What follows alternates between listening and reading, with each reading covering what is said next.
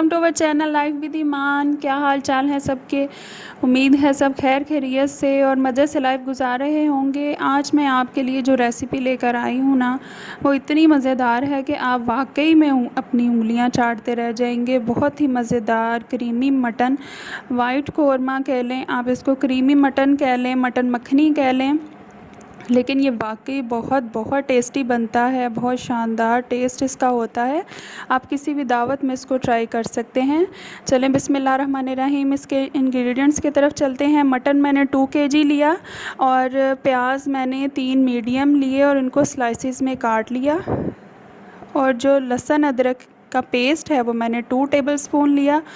और मैंने काली मिर्च ली है इसमें 1 टीस्पून और नमक लिया है 2 टीस्पून, या अपने टेस्ट के हिसाब से ले लें। और सफ़ेद मिर्च ली है 1 टीस्पून। और दही मैंने लिया है 1.5 कप और करीम मैंने ली है 1 कप और ऑयल लिया है 1/2 कप। बस ये सिर्फ इतने से इंग्रेडिएंट्स हैं और टेस्ट बहुत ही आला इसका होता है। आप इसको ज़रूर ट्राई करके देखिएगा। अब मैंने एक देगची में मैंने ऑयल डाला और इसमें मैंने लहसुन अदरक का पेस्ट शामिल कर देना है।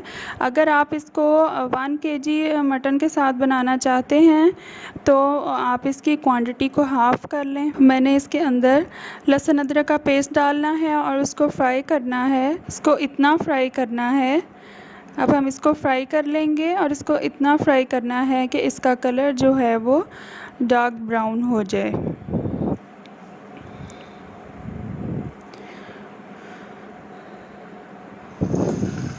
अब ये देखें, ये लहसुन अदरक फ्राई हो चुका था तो मैंने इसमें प्याज डाल दी। प्याज को आपने इतना ज़्यादा फ्राई नहीं करना, इसको सिर्फ आपने इतना फ्राई करना है कि इसका कलर चेंज हो जाए और ये ट्रांसपेरेंट से पिंक से कलर के हो जाए।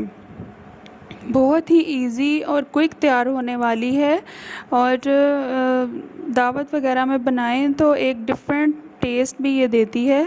अब ये देखें जी, प्याज हमारे अपना कलर चेंज कर चुके हैं, लाइट पिंक से हो चुके हैं। तो अब मैंने इसमें मटन शामिल कर दिया। मिक्स बोटी ली है। अगर आप चाहें तो आप इसको बोनलेस मटन के साथ भी बना सकते हैं, लेकिन मैंने इसमें हड्डी वाला लिया है। बोनलेस के साथ भी इसका टेस्ट बहुत ही आला आता है।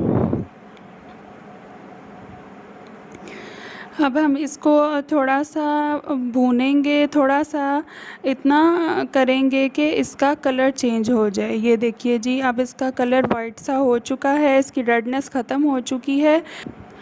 इसको अच्छी तरह हर तरफ से हमने इसका फ्राई करके इसका कलर चेंज जब हो जाए, बिल्कुल ये वाइट हो जाए, तो फिर हमने इसमें नमक और सिर्फ हमने सफ़ेद मिर्च ऐड करनी है। और आज की सीक्रेट टिप ये है कि हमने काली मिर्च को शुरू में नहीं डालना, क्योंकि काली मिर्च अगर हम स्टार्ट में डाल देंगे तो जो हमें वाइट सा इसका कलर चाहिए, वाइट कौरमा है ना, तो वो कलर नहीं रहेगा, इसका कलर चेंज हो जाएगा। तो आपने शुरू में नहीं डालना ब्लैक मिर्च को। और बस हमने इसमें 2 कप पानी डाल के तो इसको हमने ढक के पकने के लिए 1 घंटा या पौना घंटा, जितना भी इसको पकने में लगेगा, हमने इसको नरम होने तक, अच्छी तरह गलने तक हमने इसको कवर करके रख देना है। मेरे बच्चों की ये मोस्ट फेवरेट 2 डिशेस में से एक है। एक उनको धुआं दही गोश्त मटन का बहुत पसंद है और एक ये मटन मखनी की वो बहुत फरमाइश करते हैं। धुआं दही गोश्त की रेसिपी आपको मेरे चैनल से मिल जाएगी। का पानी ऐड किया और उसको कवर करके रख दिया। 1 घंटे के बाद ये देखें, बिल्कुल ये अच्छी तरह गल चुका है, ज़बरदस्त सा।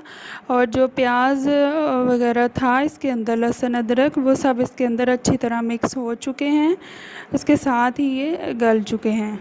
अब हम इसमें इस स्टेज पे दही ऐड करेंगे, जितना हमने 1.5 कप लिया था।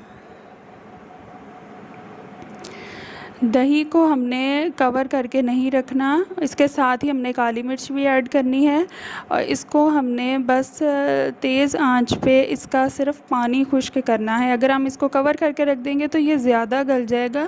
اب یہ گل تو چکا ہے، بس ہم نے اس کا دہی کا فلیور اچھا سا دینے کے لیے اس کو ہم نے بھوننا ہے تیز آنچ پہ۔ اب یہ دیکھیں دہی کا پانی، اس کو پانی کو خشک کرنا تھا نا، تو پانی خشک ہو چکا ہے۔ تو جب پانی خشک ہو جائے اور یہ دیکھیں آئل بھی یہ چھوڑ چکا ہے، تو پھر ہم نے بالکل آخر میں ہم نے کریم کو ایڈ کرنا ہے۔ آپ یاد رکھیے گا کہ کریم کو ڈال کے زیادہ دیر نہیں پکاتے، بالکل آخر میں اس کو شامل کرتے ہیں سالن میں، اور بس جسٹ 1 منٹ آپ نے اس کو مکس کرنا ہے۔